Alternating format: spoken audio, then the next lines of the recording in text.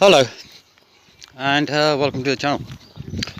I want to tell you about something that changed my life and I believe is changing the world right now. It's not complicated, but it's profound. I'm going to walk you through it using plain language and real examples from everyday life. The core message is this: there's something you've been searching for your whole life.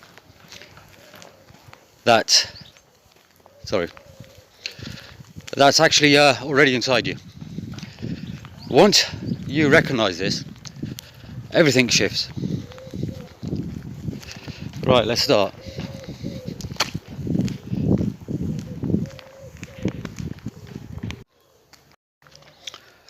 Okay. Part 1. The problem searching outside ourselves. What we've been taught. Most of us were taught that God, meaning happiness, is somewhere else. We need permission from authorities to access it. We have to earn it through good behavior. I'll give you an example. Most of us grew up in a church where you're told that God was up there, distant and judging, to be loved. I think most of us had to follow rules set by priests and pastors. I spent decades trying to be good enough for God. Alright, why this doesn't work? When you always seek outside yourself, you become perpetually incomplete. You're always waiting for the right teacher. You're always checking if you're approved. You're always someone else's version of yourself. This creates exhaustion and anxiety. You're never enough because you're looking in the wrong place. Okay, the shift. Then one day I encountered, a different idea. I think many of us have. What if everything you've been seeking is already accessible inside you? This wasn't just intellectual. When I actually tried it, when I stopped seeking out there and turned attention inward, I found something that had always been present. Okay.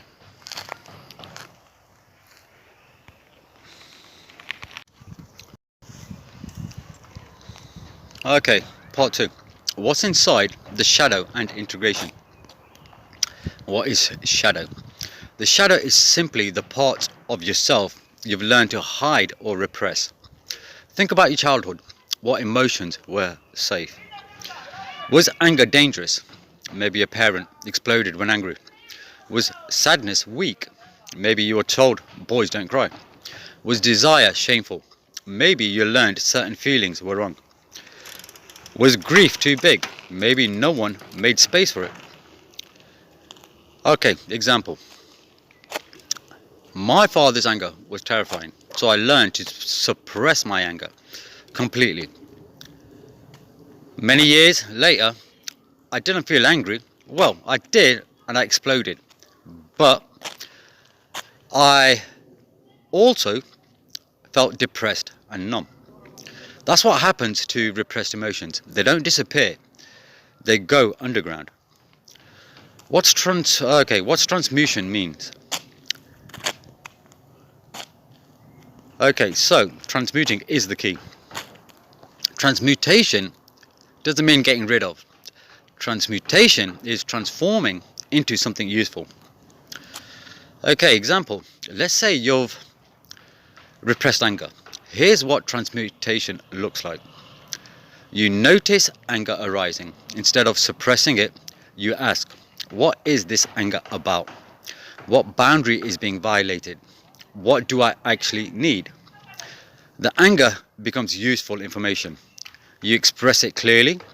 I need to be heard, or that's not okay with me.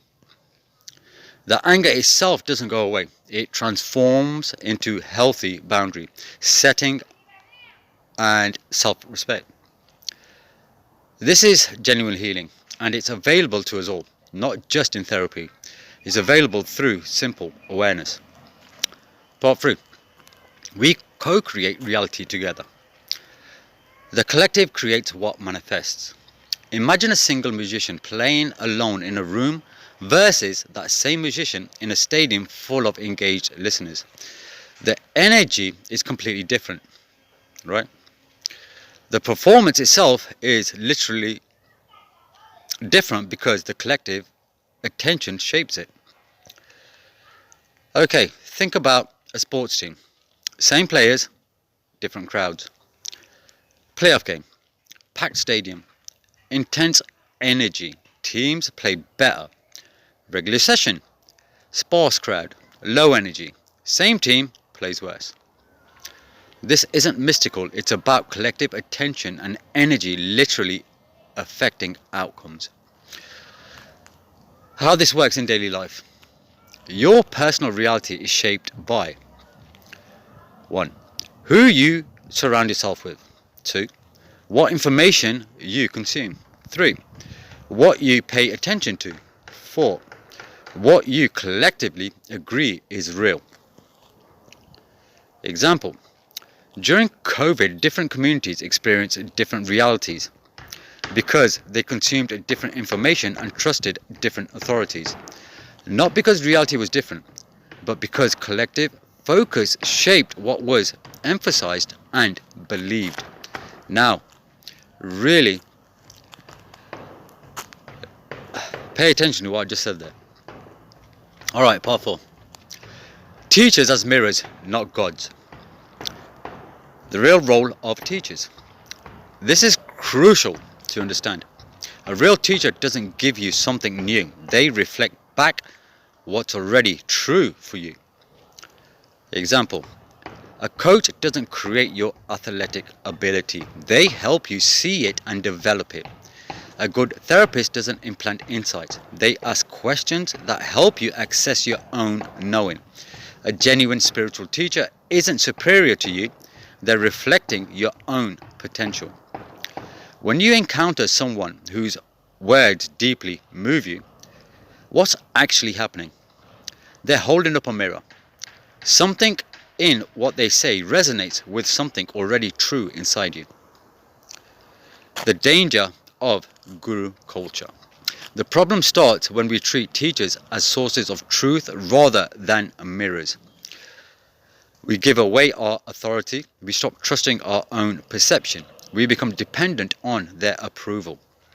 This is the opposite of actual awakening. Real teaching makes you more autonomous, not less. Part 5. We're living through a massive shift. What people are experiencing. Right now in 2026, something is genuinely different. People across the planet report old patterns breaking down. Jobs, relationships, institutions that seemed permanent.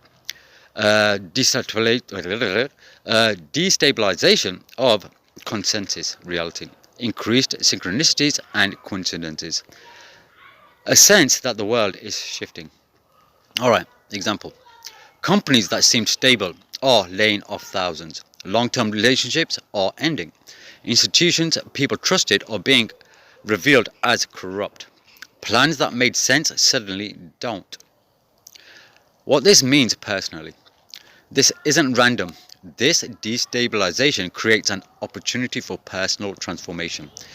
When your old life stops working, you have 2 choices.